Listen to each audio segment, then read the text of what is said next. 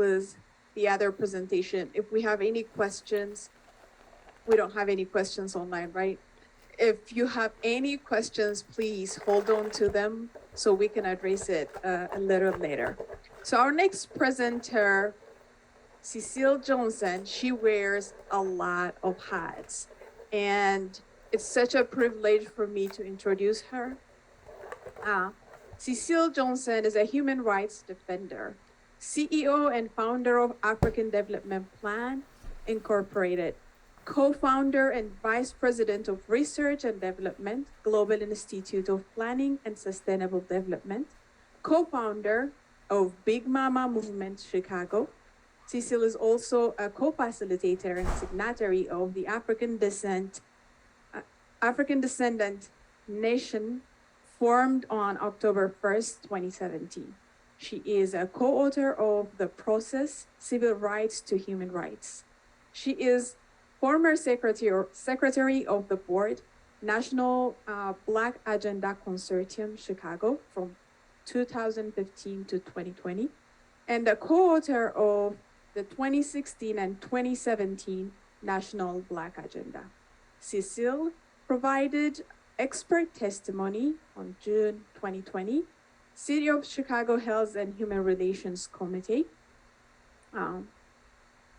Reparations Commission.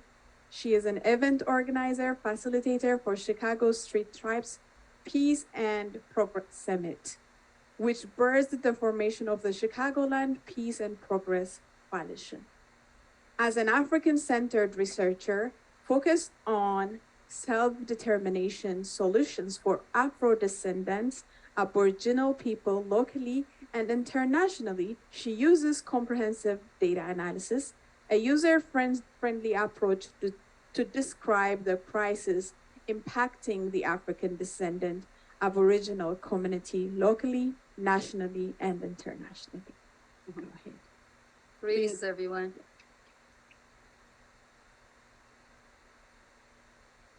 All right.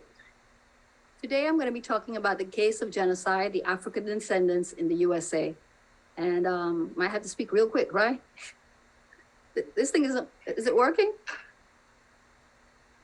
Oh. It's not going.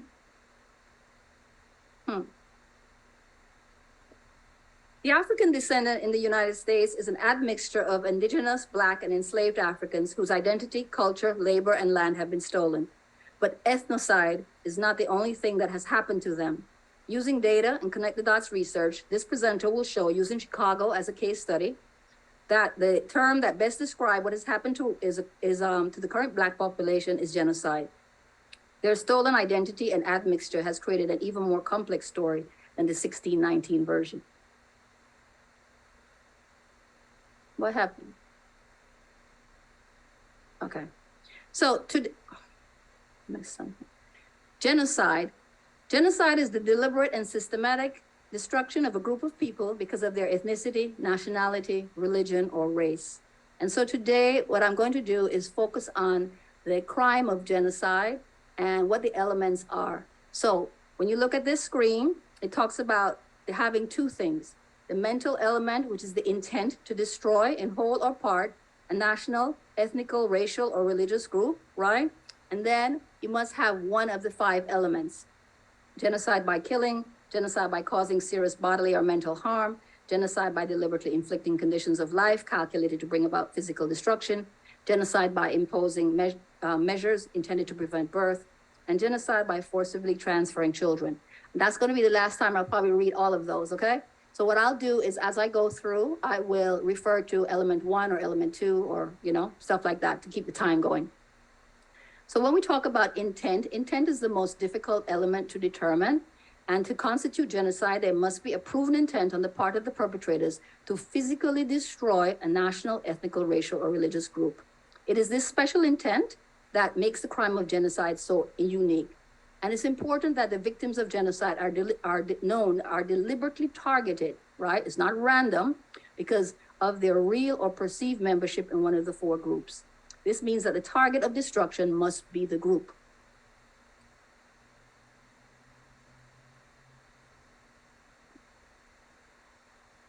Is the battery dead?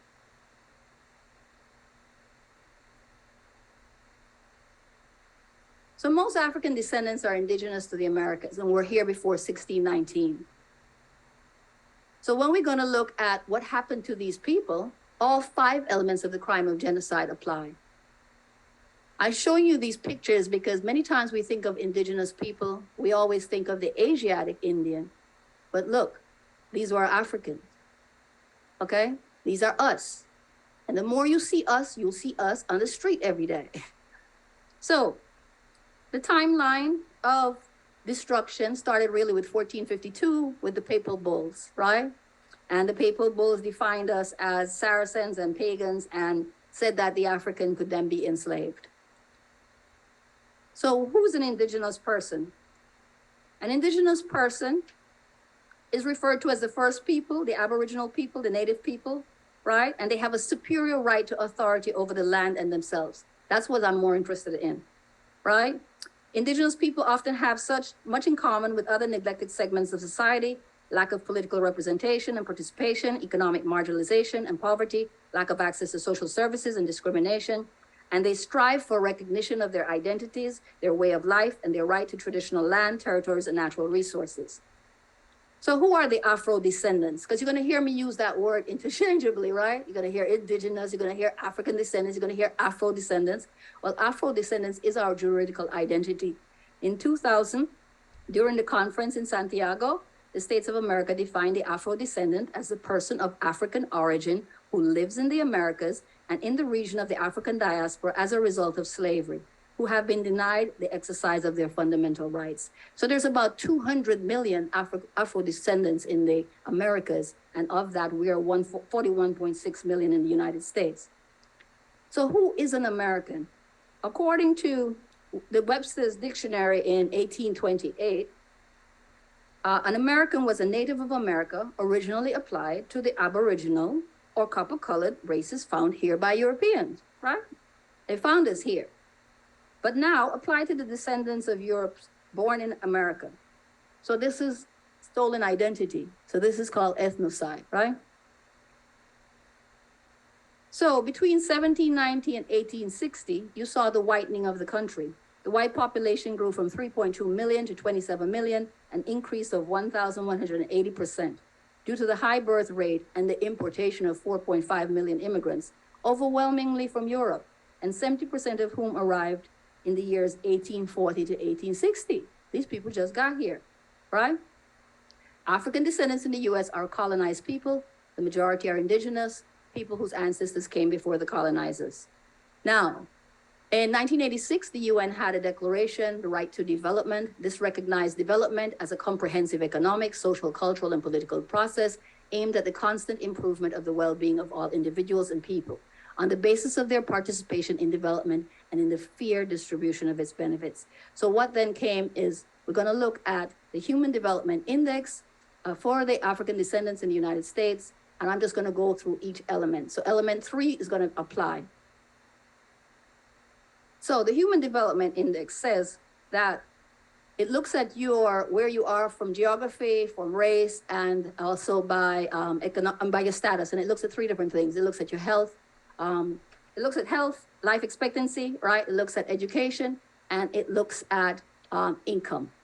So when we look at this is major cities in the United States, and what you'll see is that consistently, Black and Latino people are at the bottom of the Human Development Index. In the United States, the Human Development Index for the Black person is about 4.06, something like that. Next, the lowest next is the so-called Native American, right?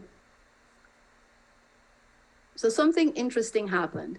In 2012, when we looked at the data, we saw that there was a 14-year gap in life expectancy between Blacks and whites in Chicago. And then in 2019, when the data came out, it had risen to 30.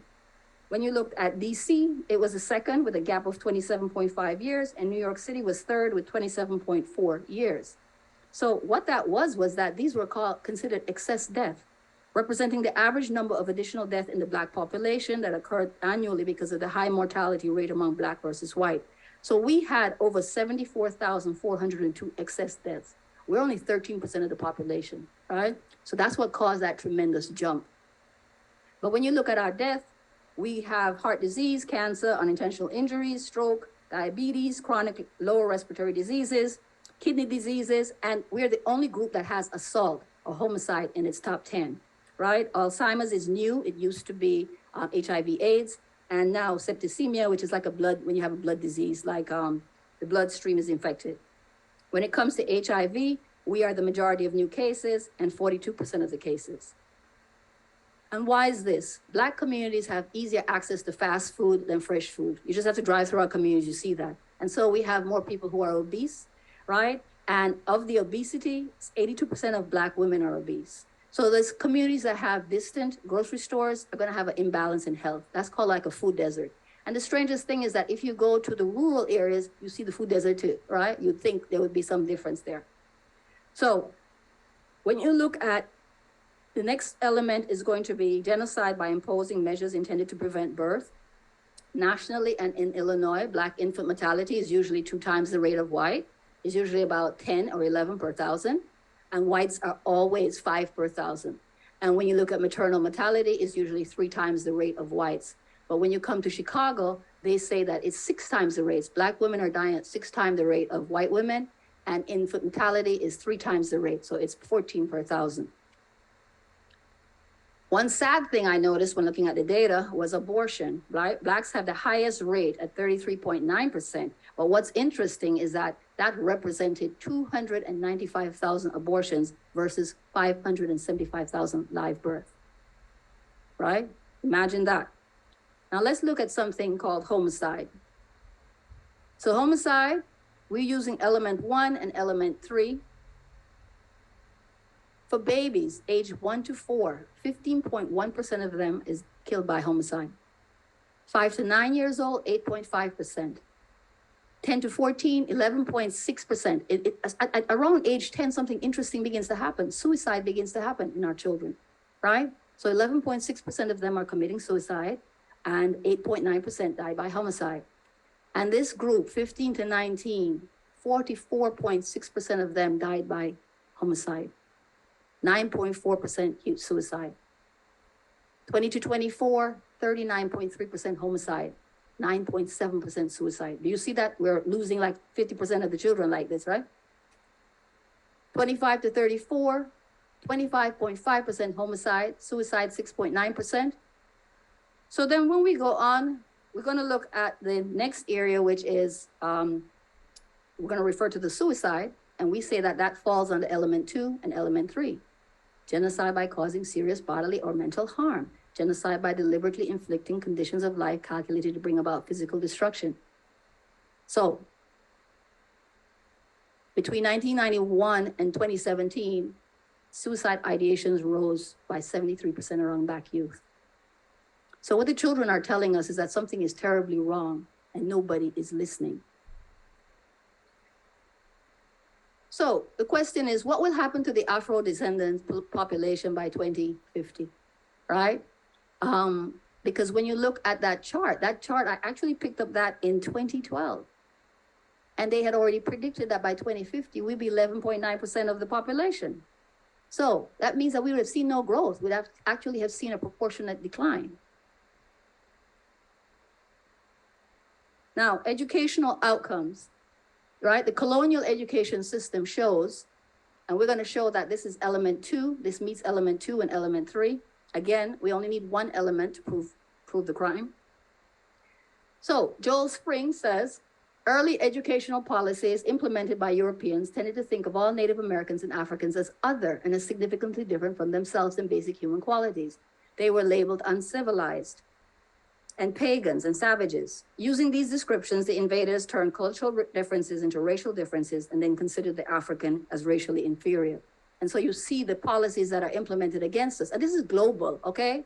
This is global, okay? So the little slide to the side says, in the practice of propaganda, the tactics of projection consist of accusing others of the misdeeds you yourself are committing. So we're the savages, right? But we know who the savages were. Projecting works specifically well when you attack a person or group that is already disliked, feared, misunderstood, or unprotected. And today you've heard so many examples of what those stages were. Well, this is part of it. So in Chicago, you'll see that scores for low-income Black students stagnated in Chicago and declined for the rest of the state, while other groups are rising. When you look nationally, you see that Black children have the lowest average math score in 4th grade, as well as 8th grade. And when you look at reading, same thing. Lowest score in reading, and for 4th grade, second to lowest, and lowest in 8th grade. Now, if the children can't read and they're moving up, how do you explain this, right? So we used to have a 75% graduation rate. Now we have an 80% graduation rate, and they can't read, right? So this is educational fraud. When you look at the ACT scores, it has dropped consistently for the last 4 years, and it's now of a score of 1 to 36, 16. Blacks are at 16. They are the only group that is at lowest in every area. That you see the blue at the top? That's us, right? So how, with such poor educational outcomes, how do we create students capable of going to college to become the teachers, nurses? And I'm sure some of you here in academia, you know that, because when they come in, they're not ready, right? So how are they going to become the things that we need based on the data that I just showed you? And then we see efforts to rewrite history and deny that racism exists, right? So we had to teach our children the truth about the horror of slavery and what it did to us. This was a postcard people used to be sending out to one another. Again, in the Jacob Carruthers Center, they tell us to study the enemy, right? If they study in us, we need to study them. So what's the right to education a function of? Why is it fundamental? Both individuals and society benefit from the right to education. It's fundamental for human, social, and economic development, and a key element to achieving lasting peace and sustainable development. It's a powerful tool in developing the full potential of everyone and in promoting individuals and collective well-being. So when you see the lack of investment and the poor outcomes of our communities, it's quite clear that no one's preparing our children for what they have to do. And so you see the sorry state of our communities.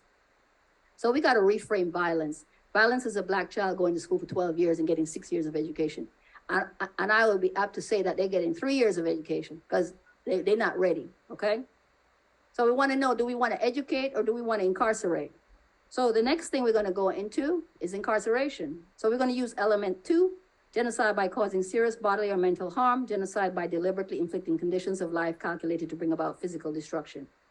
And so when you look, you see that in Illinois, our youth, 12 to 17, are 17% of the population, and they're 69% of the incarcerated, right? And they are spending 94 million of your tax dollars for 546 youth, when they could take that money and actually invest in programs in the community to keep those youth from ending up in jail. And then they're also medicating them. That'd be another issue for another day, right? So though we are 15% of the population in Illinois, we're 56% of the incarcerated. And when you look at the prison population in the United States, Blacks are 5 times the white rate and 4 times the Latino rate. So the person that's going to jail is the Black person. 1 in 9 Black child has an incarcerated parent. And so these children are inadvertently victims of their parents' crime, suffer a host of repercussions from emotional and psychological trauma to an increased risk of juvenile delinquency. And we've even seen some correlation between human trafficking and the child welfare connection.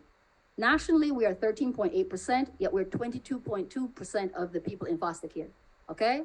When you look at here in Illinois, we are 15% of the state, and we are 50% of the people in foster care. Children raised in foster care have a greater chance of becoming victims of human trafficking. And so 60% of child victims recovered by the FBI were from foster care. A lot of times the children are in these places, and I don't know what kind of screening they're doing, but they're horrible, right? 14% of children reported missing or likely victim of sex trafficking, and 88% of those had been in child welfare.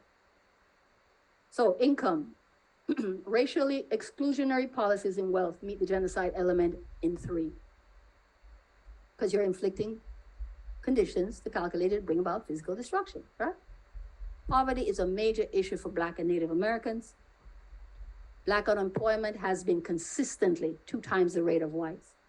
And you can see this chart goes back to 1954. But if you doubt me, you can see now in Illinois, right? It's actually 2.6 times the rate of white, and it's 3.6 times the rate of white in 2022. So that trend has not changed. Housing costs continues to outpace local incomes, a burden disproportionately borne by Black families. And for every dollar that a white household earns in Illinois, a black household earns 52 cents. Okay? So how long does a dollar circulate in the black community? It circulates 6 hours. In the Asian community, 1 month. What does that mean? It means that it doesn't leave. That means that it's a healthy community. They keep their money in it. In the Jewish community, it's 20 days, and in the white community, 17 days. It spends 6 hours in our community, so that means we don't own anything in our communities, right? So when you look around our communities, I ask how many black businesses are in the Asian and Arab communities, the white community, the Latino community. It's a good question to ask because all of their businesses are in our community and we have none in theirs. And then when it came to home loans in Chicago, the banks gave $1 to the white person and 12 cents to the black community, right? Lenders invested more in majority white Lincoln Park, Lakeview, near Northside and Westtown than the entire majority black neighborhoods combined. And to add insult to injury, so now you've decided you've bought a house, that your appraisal are based on your zip code, and so therefore your house is actually worth less than a white house of comparable size or less, right? So it's all of these things. This is how you rob a people of their wealth. And then the sanctuary city. It hurts me every time I hear that word because as I drive around the city, I take pictures. Nationally, blacks are 14% of the population. We are 59% of the homeless, right? And in Chicago, it's equally bad. So the 2016 report said an average black family would need 228 years to build the wealth of a white family. And that's if they stood still waiting for us, right? And in 2019, the median white household held 188,200 in wealth, and we had 7.8 times that of a black household, 24,100. 24,100 versus 188,200, leading to what they call the road to zero wealth for blacks by 2053, while white wealth will have increased to 137,000. The loss of the Afro-descendant land has contributed to the zero net worth, and we went from 14% of black farmers in 1920 to 2% and less in 2017. The average age of a farmer now is like 70, right? So we definitely need something there. And then when you look at where the environmental damage happens, it's usually in our communities because we don't have a voice. So anything can happen and everything does happen. When you look at our marriage rates, because of, we have 15% more black women than black men because of the high homicide rate I just showed you, right? And so we used to have 100 years ago, we had the highest marriage rate. Can you believe that? And today we have the lowest. 34% of black women get married. We also have the highest divorce rate because our communities are suffering and the people are having a hard time communicating with each other and supporting each other. So then we have the history of police misconduct, and this meets genocide items number 1, 2, and 3, right? So police killings from 2017 to 2021, you see that we had 1,145 people killed by the police in 2021. That's an average of more than 3 people a day or nearly 100 people each month.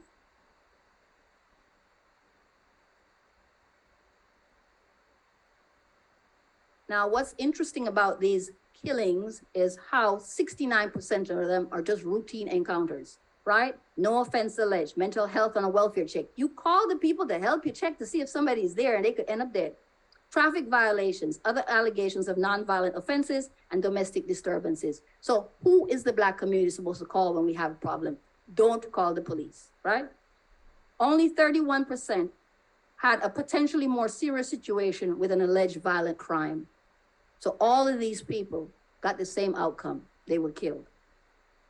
So in the meantime, all these police killings of these black people have not seen any accountability. The police are clearly at war with the black community, and we're tied at a double standard where we claim black lives versus blue lives. There should be, we paying you with the taxpayer, you're a public servant, we should get the same service. And then when you look at wrongful convictions, it's still a norm, right? Now imagine, we had since 1973, we've had 190 former death row prisoners been exonerated of all charges. That means that they didn't have any evidence when they locked them up. So what do you do? Well, how do you replace 20, 30, 40 years of a person's life? And what that would have meant to our community, from lost employment, to building a family, to raising children, to actually have been helping your community. So the old slave clutcher, this is an article that shows you in 2021, the FBI had undercover agents out there And they found that a lot of these law enforcement people were Klansmen, right? And then we have the case of Van Dyke, Jason Van Dyke in Chicago, right? Who shot Laquan McDonald 16 times. And when you look at the outcome, right, he got 7 years. And this same judge, when you look at his record, he normally gives 14 years and 3 months to people for that crime. But Jason only got 7, so he was out in 3. So what you're really saying is that you're patting him on the back, right? Patting him on the head. Many jurisdictions really are choosing to settle for misconduct, but who's paying for this? We are paying for this. So you have the case of John Burge, who had tortured 118 Black men, and all he got was 3.5 years. And he didn't get it for the torture, he got it for perjury. And the city of Chicago has already spent $120 million, right? So as a taxpayer, those of you should be concerned because your money is being spent by wayward behavior by a group of people who still acting like they're some slave catchers. And isn't it ironic that the 13th Amendment says slavery has been abolished, except you're incarcerated? And these people behaving just like the slave catchers, so that when you are incarcerated, you are a slave, but then they work you for cheap, right? And a lot of industry, I learned from someone that a lot of some of the industries that are in the prisons, there's no equivalent outside. So the prisoners can't claim wage discrimination. It's all a system and it's all well thought out. And then you have Chicago's biggest police union is spending money to win power in the new Oversight Council. So we had all these problems in Chicago. We now have an Oversight Council that's being created. Then they're trying to influence that, right? So the Fox will be watching the Fox. And then nationally, you see the same thing. When you follow the money, you see that the police union have lobbied Congress and they've given them a lot, Democrats and Republicans, right? All that information is alive on the web under open secrets. So we have what we call, this is termed by Dr. Ansari, the terror triangle, which includes the judge, and that includes the Supreme Court, the police and the prosecutor, right? Because it's the police who captures you and takes the case to the prosecutor. He then decides if he's going to do it or not. So it's up to his sole discretion. And then it goes to the judge. And if you know, 95% of the cases are plea bargain. If you don't go along with the program, so sometimes you didn't even do anything. But by the time they tell you that they're going to give you double that if you go to trial, then you take what you didn't need just so you don't have the longer sentence, right? So the impediments to dealing with police brutality is exampled by the number of qualified immunity cases now before it. The Supreme Court has had more cases, in the United States, qualified immunity is a legal principle that grants government officials performing discretionary optional functions immunity from civil suits unless the plaintiff shows that the official violated clearly established statutory or constitutional rights of which a reasonable person would have known. And so this gentleman wrote an article and he was saying that the past October 4th began the court's 2021 term, and the first 2 opinions issued in the new term focused on qualified immunity. He then went on to say, the fact that there were several qualified immunity cases before the court over the past 14 months is significant for 2 reasons. The first is that since taking the helm as Chief Justice of the Supreme Court in 2005, John Roberts has presided over more cases focusing on qualified immunity than any other Chief Justice in history. So the Supreme Court is also, that's why we call it that triangle, right? The terror triangle, because all of them are involved in this. So then they passed the George Floyd Justice in Policing Act in 2021, but it only passed the House, right? And as usual, when it gets to the Senate, where only 11 minorities live, it probably will just sit there and sit there and sit there, right? Like everything else in America. So the land of the free and the home of the brave is not real. It's not real. It's not real for Black people.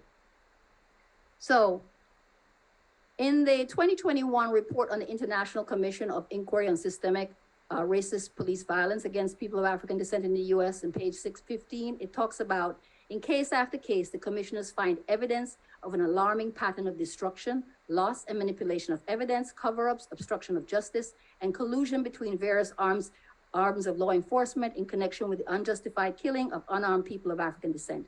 Police officers and their unions, I've showed you that, prosecutors, coroners, and independent medical examiners are accomplices in the service of impunity. The commissioner also finds a troubling pattern of creating false narrative, right? And smear campaigns directed at victims and their families. Every time someone is killed by the police and the public gets upset, you begin to hear about how he had this problem, he had that problem. When that man was killed, you did not know about any of those problems. And that should have not been a reason for him to be dead. But that's the smear campaign, right? And then in 2021, they concluded, under color of law, Black people are targeted, they're surveilled, brutalized, maimed, and killed by law enforcement officers with impunity. And Black people are killed in broad daylight to intimidate communities and because officers don't fear accountability. You saw that man kneeling on that man's neck. I thought he was going to break out in song, right? His hands were in his pocket and he was looking like, right? They have no fear because there's not been a whole history of them ever being punished for what they have done. Just like the mobs lynching us in the past. So we're going to look at the next one is the two elements of genocide. Genocide by causing serious bodily or mental harm, and they're beating and killing us. So even when we protest, even when we protest, right, they have a problem. And then by inflicting conditions, life calculated to bring about physical destruction. So the failure to correct the genocidal conduct of the United States by reparation means we must self-repair. I hear a lot of people talking about reparations, but the first part is self-repair. So in 2016, the UN was here and the working group of experts of people of African descent. And what did they say? After spending a couple weeks here, they went to 7 cities and they said that the US owes the Black population reparations for a history of racial terrorism. So these UN documents are actually very good in helping us, right? But it was under the Obama administration, and you should see the little foolishness that they responded with. Of course, nothing has been done about that. And then we have the settlers and colonizers refusing to acknowledge what has happened, because Mitch McConnell keeps saying he's opposed to reparation because none of us currently living are responsible for slavery. Someone earlier said that I need to find that bill, all right, that says that you inherit, once the treaty is signed, you inherit all the responsibilities of the past. I'm gonna find that. Thank you very much for the person who said that. And then we have the first Black president who says, at first he used to say nothing, but then he says white resistance and resentment stopped him from pushing for reparations. When he got in that the first day of the second term, he could have done something, right? Because then he had 4 years, but he didn't. So when it comes to element 1, 2, and 3, apply to this. We're experiencing COINTELPRO and now a renewed crackdown on what the system will call Black identity extremists, and we call it freedom fighters, right? A few years ago, I went to Iran to present on police brutality. It was a conference on police brutality. And I presented on a number of things. And when I was coming into the US last year, or the year before, the Homeland Security took me, and so did the FBI, right? So this is not a joke, right? So they pretend that they're calling us Black identity extremists, I guess, but we call ourselves freedom fighters, right? So our right to self-determination is constantly undermined, because really that's all this is. The last one is element 3. We know that America is a perpetrator of crimes against our humanity through the acts of ethnicide. Ethnicide is when you kill a culture, but you keep the man, right? And genocide, he just killing us. So as we looked at the 5 elements of the crime of genocide, what I say to you is, we have met all 5 of the elements. And unarmed Black people being killed by the police, disproportionate mass incarceration, colonizers, that's what I call them, because you notice they all came from 1840 to 1860, right? Colonizers, occupation of our communities, disproportionately exposing Black communities to environmental toxins and emissions. That's why we have such high cancer rate down in the south of Chicago, right? Lack of economic investment in our communities, substandard access to food and healthcare, leading to the worst health in the country. And when you look at the food programs, the food they give the Black community is not the same food that they give the white community, okay? Racial disparity in healthcare. You go there and you have, and you're sick, or you say you're in pain. Nobody wants to believe you. High infant mortality and maternal mortality rates. Nobody else tolerates this, but they do for us. Experimenting on and medicating our children. You see the children that are in juvenile detention getting all these drugs, right? Somebody warned me about that years ago. And then social conditions leading to high suicide, attempts by Black children and Black adults. You see it in the data where they are killing themselves. And I consider the homicide like suicide too, because we are killing each other, right? High placement of our children in foster care. So in Chicago, we're experiencing all 5 of those elements of the crime of genocide also. So how do we solve our crisis? Milton Friedman likes to say, all crisis creates change. The change that occurs from the ideas that are lying around, right? He said, our goal is to create those ideas so when the politically impossible becomes politically inevitable, they're implemented. So we must have some solutions because every time we get into crisis mode, other people's ideas get implemented on us, right? So we as a community must have some own, right? So the racial wealth divide in Chicago said the story of Chicago is one of access. Chicago is a product of decades of policies that have isolated communities of color. And I could just close my eye. You can drop me anywhere in America and I can tell you what's going on. None of the data changes. There's not one place here that's great for us. Okay? So without intentional efforts to ensure equitable access to such services as education, housing, healthcare, and banking, the city is at risk of continuing along the path of racial inequality and segregation. And so that leads us to solutions. So the reality for us, right? I call us the Aboriginal, because some of our people, every time I ask somebody, so got any Indians in the family? Oh, my great grandma. I said, then you Indian too. That's why when the UN says we only have a 5% indigenous population, it irks me. And it says the same thing for Africa, it has a low. Well, guess what? Aren't you all indigenous to the land? Aren't you all the original people? So we have to push back. We have to push back at how we are labeled, right? So we are a special minority in a majority hostile state. We are indigenous and Afro-descendants, and we are non-self-governing. Don't let those few little people you see in high places, because as you can see, has not had any positive impact for our community. So the only way a special minority can have any power in a majority state is through a vote for self-determination. Now, we are in almost wrapping up the decade for people of African descent, and it says the theme is recognition, justice, and development. For the African descendant in the United States, we want us to be recognized, I want us to have some justice, and I want to plan for development, right? And this is called self-determination. Self-determination is the right to self-determination is the right of a people to determine their own destiny. Principle allows a people to choose its own political status and to determine its own form of economic, cultural, and social development. Exercise of this right can result in a variety of different outcomes, ranging from political independence through to full integration within the state. Do you ask, if a person is being abused, do you wish to leave that child or that woman or that man in their house? We need safe spaces within the United States for our population. So under 60/147, the forms of reparation include restitution, compensation, rehabilitation, satisfaction, and guarantees of non-repetition. We have heard so many cases today and yesterday, right? And none of this is happening. The United States is the greatest perpetrator of human rights violations. That's why Malcolm got killed, right? And because he was calling for human rights. It is a human right issue. So I would encourage you, I was told, somebody said it yesterday, I was like, I learned something here. When Malcolm was in Africa, that the Civil Rights Bill got passed. And as you look at the Civil Rights Bill and you look at all of these, rights that we allegedly have, you see by the data, it hasn't changed anything for us. So we got conned, and we're constantly being conned. Marcus Garvey, self-determination is an old concept for African descendants. In 1920, in August, Marcus Garvey brought 25,000 people to Madison Square Gardens, and they held a momentous occasion.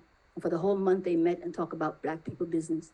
And they had what I consider to be the first human rights document that highlighted all of the problems of the world. You should read it because it's the same stuff happening today. Nothing has changed, and it's 100 years later. Shame on us, right? Marcus Garvey says, action, self-reliance, the vision of self, and the future have been the only means by which the oppressed have seen and realized the light of their own freedom. Now, when you look at the cases happening in Mississippi recently, where the white people have now wanted to separate themselves from Jackson, the Black city, you see, they know it's self-determination, right? So if we come with the same story, what's the problem? Power concedes nothing without a demand. It never did, and it never will. If you're interested in finding out more, right, you can contact Dr. Ansari at dransari@confederation.com. We are working together. So, thank you.